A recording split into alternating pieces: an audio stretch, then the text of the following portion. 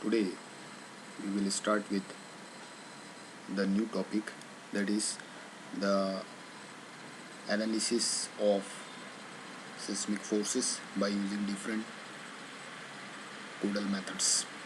So basically today we will see the numerical parts of seismic Indian seismic code of IS 1893 part 1.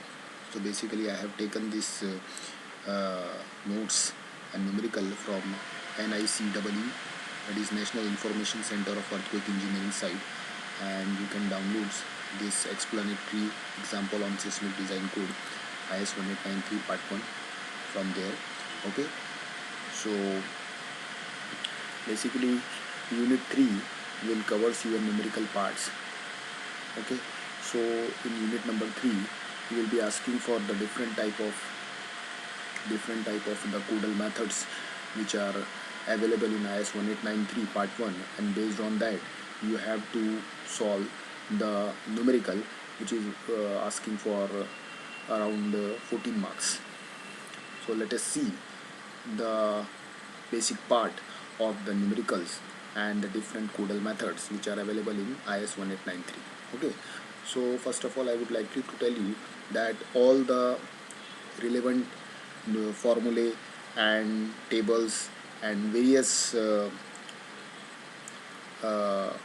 parameters associated with the numericals are available in your IS 1893. Okay, so kindly refer this IS code while solving your numerical. So first of all, let us see what this explanatory code will cover. So first of all, as a serial number 1 mentioned, calculation of design seismic force by static analysis method. So there are n number of methods are available in this content, but in our syllabus we have to concentrate on the first two, that is the static analysis method, okay, which is also called as static method, and second one is the dynamic analysis method, okay, that is called as a dynamic method. So we will see these two methods in detail while solving the numerical. So let us start with the static analysis method. As we have already covered the basic PPT or the presentation of the IS 1893 2001, and in that we have also seen some theoretical part of the calculations of the base, that is how the earthquake forces, that is horizontal earthquake forces, are calculated on the buildings, and what are the different formulas are associated with that case. Okay, so let us see in this case. Okay, so first of all, here it is given as calculation of design seismic forces by static analysis method. So first of all,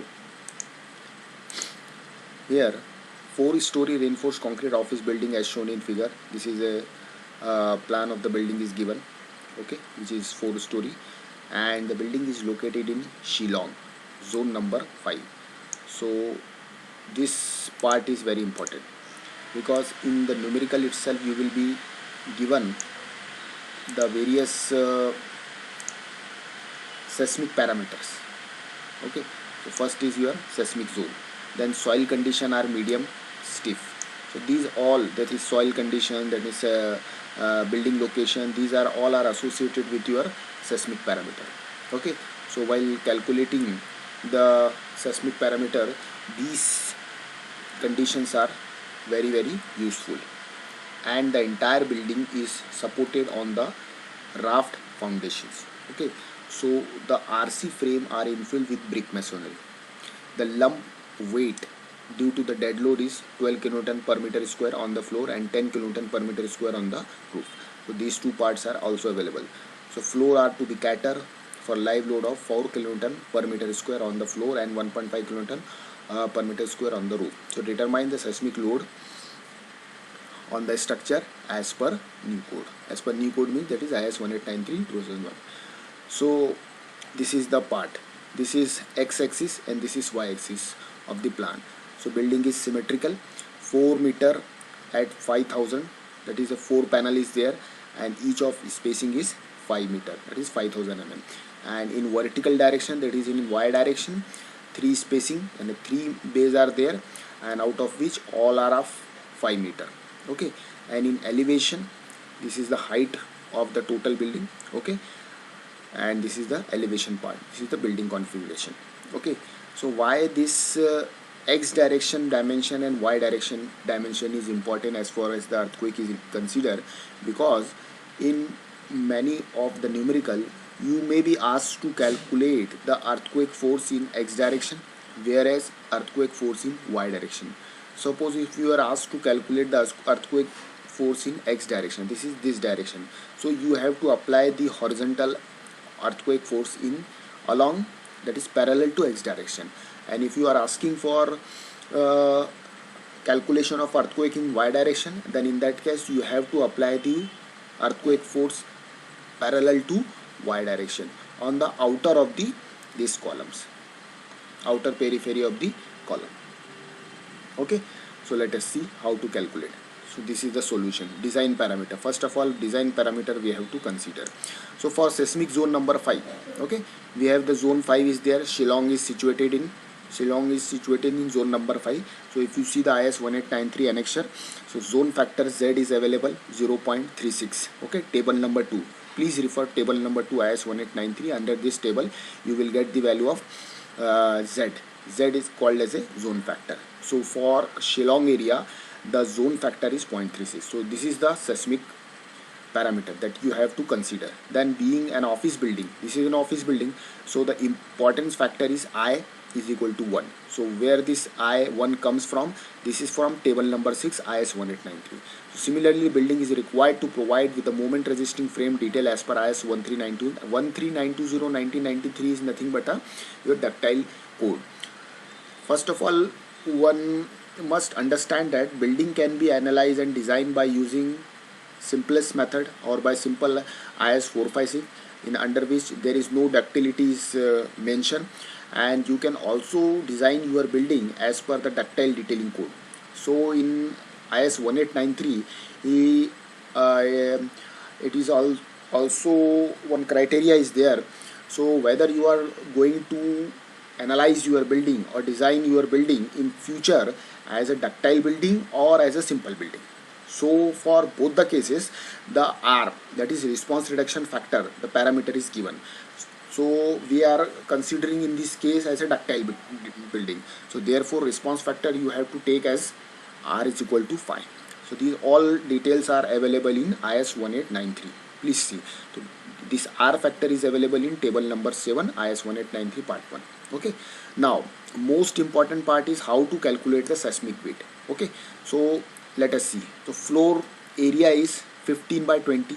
If you see the plan, the floor area is 15 by 20, that is 300 square meter. Since the live load is of class 4 kilonewton per meter, so therefore only 50% of the live load is to be lumped at the floor.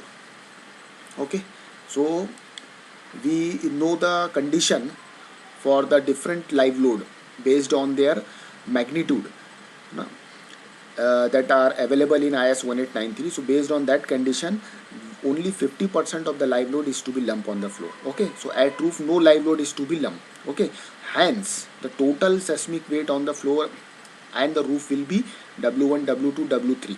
Okay, W1, 2, 3. Why three weight is considered? Because the building is of 4 story and we are not considering the roof plan or the roof story. Only we have to consider the second, third and first story. So 300 is already there into 12 plus 0.5 into 4. Okay, 12 plus 0.5 into 4. Where this 12 and 0.5 will come from? Okay, so 12 is there. 12 is your dead load is there.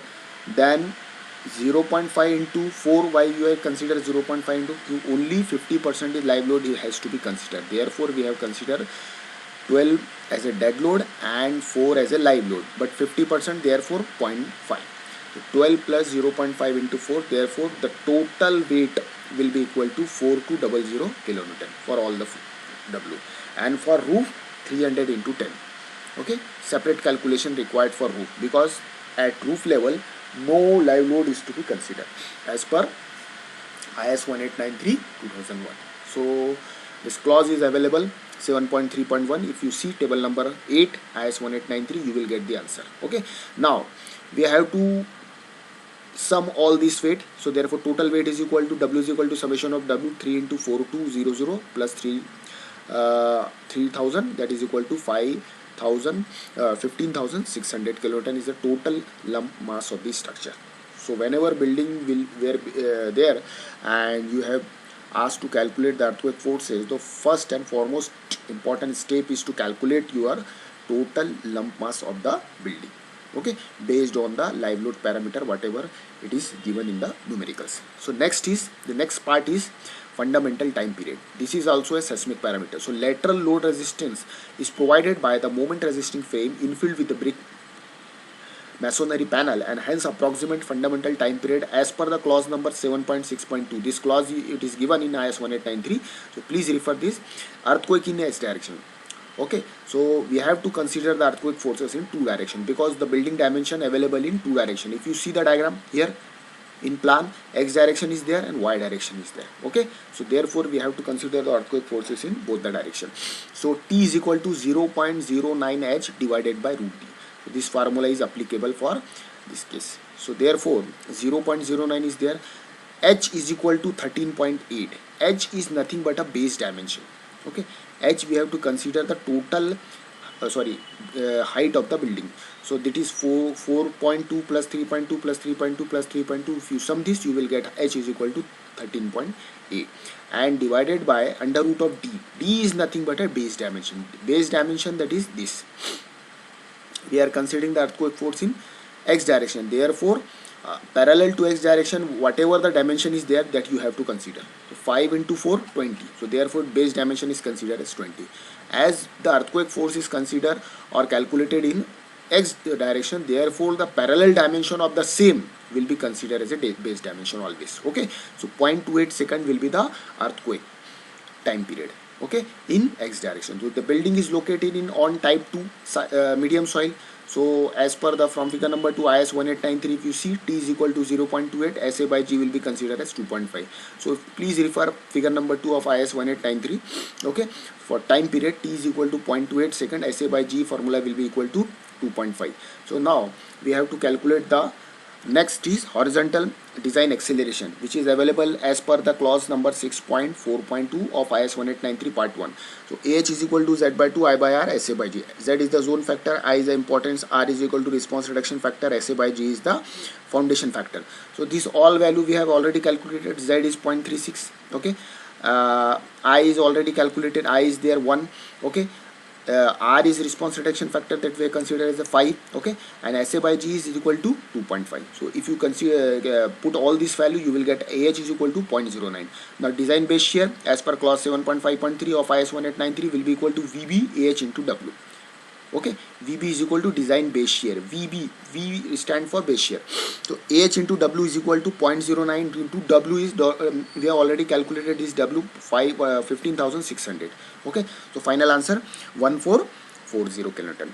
Now finally distribution of forces. Finally, this is the calculation for the earthquake force in X direction. So similarly we have to calculate the earthquake force in Y direction.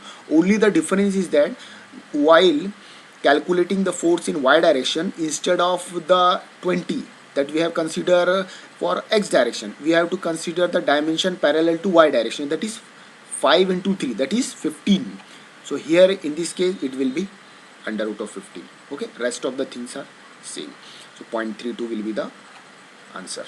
Okay, SA by G will be same, AH will be equal to same. Okay, then finally we have to calculate the VB force. Okay, now finally the lateral load distribution, how the load is to be distributed. This table is very important as far as the lateral force is to be calculated. First of all, in first column you have to write the story level 4 3 2 1.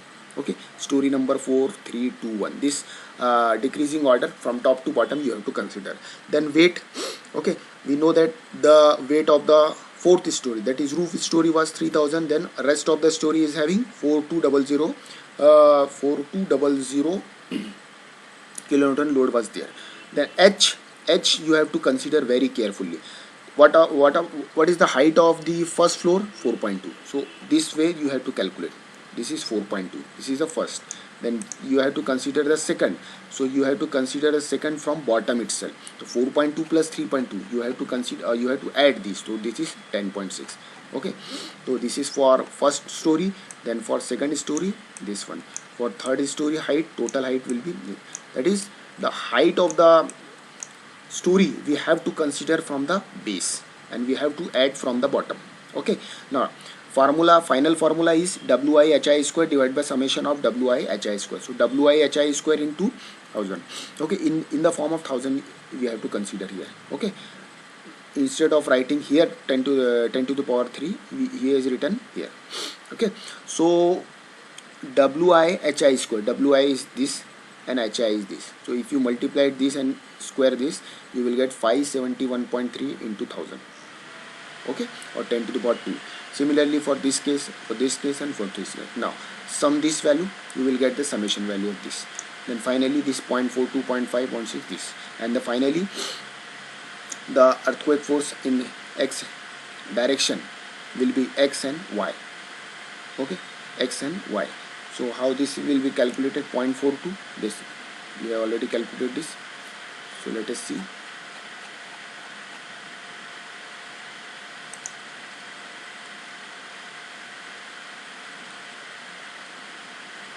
So you have to multiply this value and into earthquake force in x direction.